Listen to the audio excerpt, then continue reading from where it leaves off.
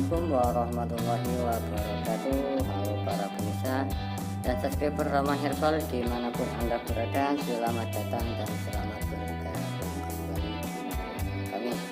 Seperti biasa, saya hadir kembali di hadapan Anda akan berbagi sedikit wawasan baru bagi Anda semua, di mana wawasan ini adalah wawasan yang menarik dan tentunya bermanfaat dan terletak di sekitar kesehatan.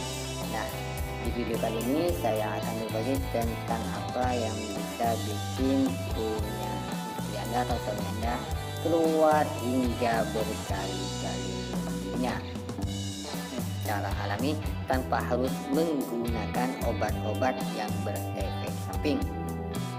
Namun sebelum lanjut, saya ucapkan banyak terima kasih terlebih dahulu khususnya para subscriber Ramuan Herbal yang telah meluangkan waktu menyimak video ini, dan saya doakan kalian semua agar selalu diberi kesehatan, dilancarkan segala usahanya, serta dimurahkan rezekinya oleh Allah Subhanahu wa Ta'ala. Amin amin ya robbal alamin. Nah, cara agar bisa keluar lendir punya istri atau suami Anda hingga berkali-kali atau hingga bersih secara alami, yaitu Anda bisa menggunakan salah satu bumbu yang ada di hadapan Anda ini. Bumbu tersebut adalah bawang merah. Nah, cara penggunaan dari bawang merah ini sendiri cukuplah mudah. Bagaimana caranya?